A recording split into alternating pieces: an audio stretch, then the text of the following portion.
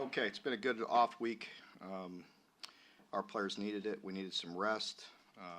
Got healthy. We were able to do some self-scout, get ahead on Mississippi State. So it's been a good week, and we're going to need to play our best here this week. That's for sure. Mark, who benefited the most for you in just getting healthy wise and from that off week? I think the whole group. Honestly, we were banged up. There's probably a few guys that wouldn't have been able to play last week. So I think that's helpful. I really don't want to get into specifics on those guys, but there was a couple starters that probably wouldn't have played last week. So that's good. But overall, we were wore down and beat up a little bit. Was Jordan Jones able to participate in practice some, and is he still on track? Yeah. Mark, a bye week can be good for coaches as well to get you recharged. How rested are you? How much recharged are you? Yeah. And eager to get back at it? It is. It's nice. It feels good because not only just the half day off that you have on Saturday, which is nice. That's the first one since beginning of July, which is always nice. But I think just mentally last week, going back and looking at yourself, we're in there working every day, of course, but just scouting yourself and looking at the things you did good, the things you did bad, what areas you can improve, and then obviously game planning for Mississippi State. But just I think the mental stress for a few days, was definitely good for the whole staff. Or did Eli do enough while Jordan was out to earn a bigger role, even if Jordan's 100% healthy? Yes, he definitely did. It's nice because both of those guys and Eli realized real quick. That's what I've been talking to him about. He realizes when he's got to play that many snaps, he's got to get more physical and put on some weight and lift some more weights and all those things. And he has. He's really, this past year, he's really trying to take it to another level, and he's playing better. But you could tell from, going through a schedule like that you have to be physical, and it's good to have depth. So it'd be nice to have both of those guys. Mark, you've talked about how you guys might play better on the road because there's less distractions and easier to just go out there and play. Is that specific to this program or this team, or is that something you've always seen as a coach? No, I think you've seen that from time to time, and you have to embrace the challenge, whether it's at home or on the road. And sometimes I felt like as a coach and through the years that it's good sometimes to load up and get on the road. And as I told you, with playing the Missouri game after their bye, I knew that they were coming in here. It was probably better for them at that point to get on the road. Sometimes you feel like that. Now we're playing good football, and we have to be able to play well at home or on the road. What part of the challenges of defending against you? Well, he's the dual threat, as we talk about all the time, but also I think he's just so physical. He's a big, strong guy and can throw the ball, and certainly can physically handle designed quarterback runs. And so I think he's just a very tough runner and puts a lot of pressure on you. Mark, after 6 games, what's the thing you're most pleased about with this team? Well, the bottom line is we've won 5 games, which is very good. We are doing very good in turnover margin, and I think the team has found ways to win when maybe the other side is not playing its best, and finding ways to win and put yourself in a position to win football games is the bottom line. And I think this team has done that very well. With a guy like Fitzgerald, does it put any particular stress on the position or the player defensively?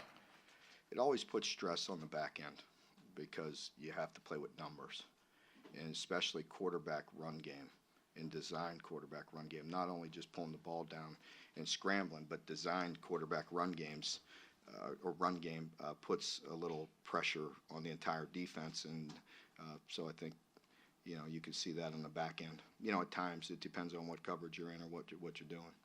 You suggested that maybe some of those issues in the pass defense last week were easy fixes. Did you maybe get to zero in on some of those things during the bye week? Yeah, I mean that in way easy fix in that looking at the way the what happened, the structure of it. Again, you've heard me say a lot that depending on who you're playing and the personnel that you're playing against, they're going to put you in bind. They're going to put you in stressful situations. You have to be able to win. It's just fundamentally the breakdowns. That's what I mean by the easy fix. Maybe easy in theory and hard in application at times, right? That's a cornerback's life. Mark Courtney won one of the most prestigious service awards out there. As a head football coach, can you talk about how that type of servant leadership off the field translates into wins on the field? Yeah, as I've said many times, does not surprise me with Courtney. Just the type of person that he is, and the type of leader that he is, and very unselfish, and he's just a special guy. He comes from very difficult situations, has made the most of it, has overcome a lot. And I think anytime you have a player like that, it's ultimate respect, whether it be from the coaches or from his peers.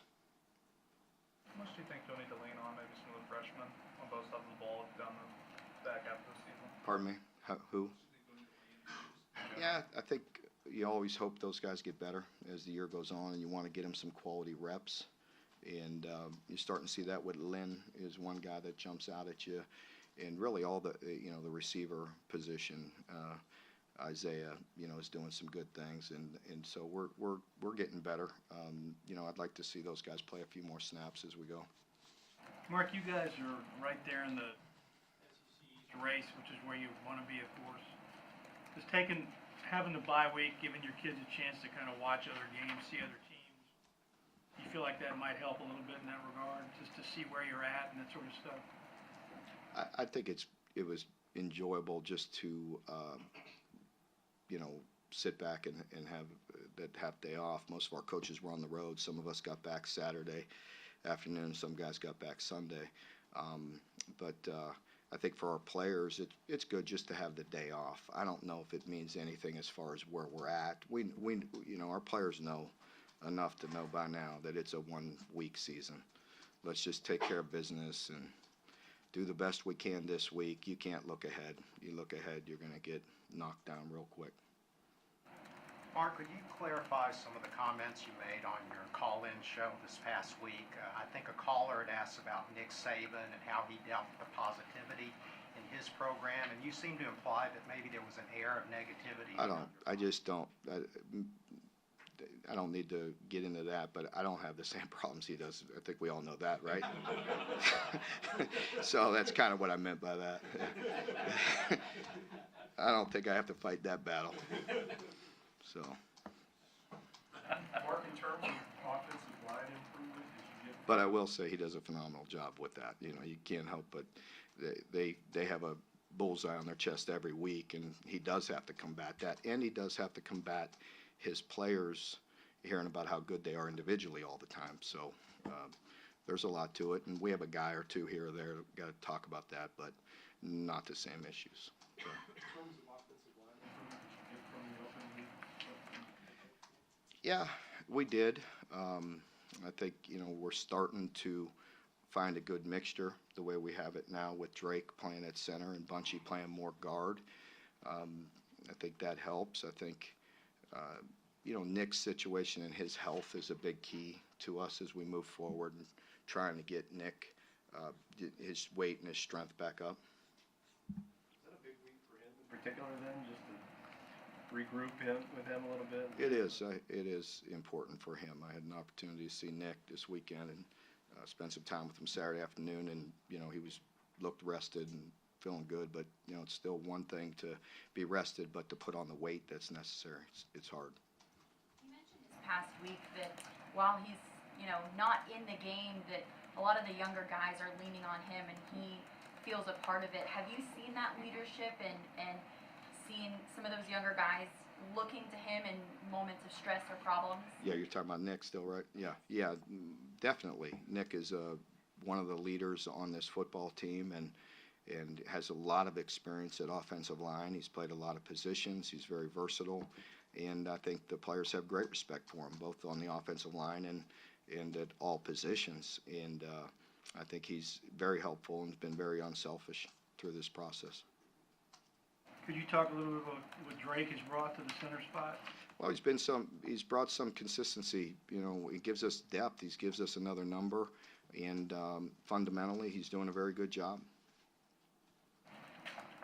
He's got a big challenge this coming week. Any plans to get him a little help? What's that? With Drake. Well, just by the way we play in general, there's times when the center gets some protection and some help. So he will have he will have a challenge as the year goes on. Just we play some very talented defensive linemen. So but I think all of our linemen will tell you that. Welcome to the league. But he's done a really good job. He's responded well. So, you know, the great thing about Drake is he's always been a fundamental football player. He's getting experience now. He's been consistent in the snaps, but he's a fundamental guy, and really that's what you need on offensive line. Obviously, size and strength and athletic ability is very important, but also it's a technique game there. What makes Mississippi State's defense so effective? They're disruptive. Todd does a great job. You know, they're multiple. They've always been athletic, just big and long, and got good-looking players, and they're very disruptive. And again, I think Todd Grantham does a very good job with them of keeping you off balance. Back to Drake, how much does it help him to get not only to gain experience, but to see himself on video in a game as opposed to going against the same guys in practice every day? I think it's real important, and I think that's always the case. When guys get into games, because we see him at practice all the time, and how a guy responds in a game-like situation is always a little bit different. And so there's no replacing game reps. And, the more reps he gets, the more comfortable he gets, I think the better he's going to get. Mark, any update you think about on when and what his timetable will be back? Yeah, just the same as I gave you last week is that that all the reports that are coming back have been positive, and that things look good and are looking better, and everything's been steady since that episode he had on the sidelines. So hopefully he'll continue to recover well, and they're checking to see whether he could travel with us this week. How has the secondary responded to some struggles in the Missouri game? Yeah, I think it was good week for us last week. Number one, to get a little bit of rest, to get their legs back up underneath them so we could play fast and finish this season strong. I think it was good fundamentally to look at some of the issues that we've had and try to get them corrected. It was also good to get some fastball work against our offense, to go good against good, to get the speed that we need to see in practice. And so it was overall very helpful for us. Mark, do you think that the tempo that Missouri played with caused the defense some issues? Oh, there's no doubt it causes some.